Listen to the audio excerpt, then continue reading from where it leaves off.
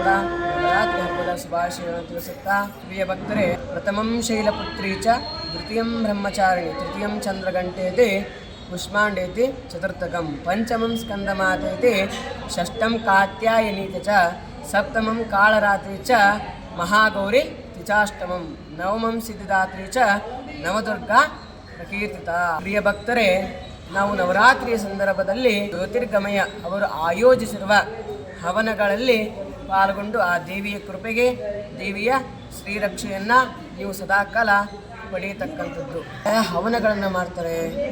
ದುರ್ಗಾ ಹೋಮ, ಲಕ್ಷ್ಮೀ ಹೋಮ ಮತ್ತು ಸರಸ್ವತಿ ಹೋಮ, ಈ 3 ಹವನಗಳನ್ನು ಮಾಡ್ತಾರೆ. ದುರ್ಗಾ ಹೋಮವನ್ನು ಮಾಡ್ತಾರೆ. ಈ ದುರ್ಗಾ ಹೋಮ ಮಾಡುವುದರಿಂದ ನಮ್ಗೆ ಏನೇನು ಫಲ ಸಿಗುತ್ತೆ? ಒಂದನೇದ್ದು ಶಕ್ತಿ, ಎರಡನೇದ್ದು ನಮ್ಮ ಜೀವನದ ರಕ್ಷಣೆ, ಮೂರನೇದ್ದು ನಮ್ಮ ಜೀವನದಲ್ಲಿ ಇರತಕ್ಕಂಥ ವಿಘ್ನಗಳ ನಿವಾರಣೆಗಾಗಿ ದುರ್ಗಾ ಹೋಮವನ್ನು ಮಾಡ್ತಕ್ಕಂಥದ್ದು. ನಮ್ಮ ಇಚ್ಛಾಶಕ್ತಿ, ನಮ್ಮ ಕ್ರಿಯಾಶಕ್ತಿ, ಮತ್ತು ಜ್ಞಾನಶಕ್ತಿ ಇವು ಎಲ್ಲವುಗಳು ಫಲ ಸಿಗಲಿಕ್ಕೆಗೋಸ್ಕರ ಆ ದುರ್ಗಾ ಹೋಮವನ್ನು ಮಾಡ್ತಕ್ಕಂಥದ್ದು.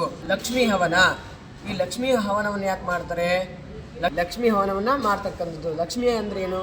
ಹಣ ವೃದ್ಧಿಗೋಸ್ಕರ ಲಕ್ಷ್ಮೀ ಹವನವನ್ನು ಮಾಡ್ತಕ್ಕಂಥದ್ದು.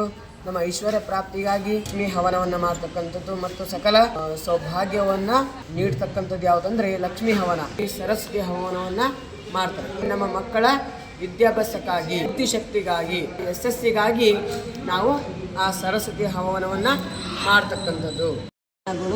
ದೇವಿಯ ಅನುಗ್ರಹವನ್ನು, ಶ್ರೀರಕ್ಷಣೆಯನ್ನು ಪ್ರಾಪ್ತಿಪಡಿಸಿಕೊಳ್ಳಲು ಶಕ್ತಿಶಾಲಿಯಾದ ಮಾರ್ಗವಾಗಿದೆ. ಆದ್ದರಿಂದ ನಮ್ಮ ಜ್ಯೋತಿರ್ಗಮಯ ಆನ್ಲೈನಲ್ಲಿ ಬುಕ್ಕನ್ನು ಮಾಡಿಕೊಳ್ಳಿ.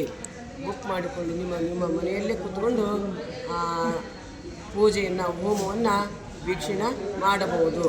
ಆದ್ದರಿಂದ ಎಲ್ಲರಿಗೂ ಕೂಡ ಇನ್ನೊಮ್ಮೆ ನವರಾತ್ರಿ ಹಬ್ಬದ ಶುಭಾಶಯಗಳನ್ನು ತಿಳಿಸುತ್ತಾ, ನಾವು ನವರಾತ್ರಿಯನ್ನು ಶ್ರದ್ಧೆಯಿಂದ, ಭಕ್ತಿಯಿಂದ ಮತ್ತು ಪ್ರೀತಿಯಿಂದ ಆಚರಣೆ ಮಾಡುತ್ತಾ, ಓಂ ಶಕ್ತಿ, ಓಂ ಕಾಳಿ, ಓಂ ಆದಿಶಕ್ತಿ ನಮಃ.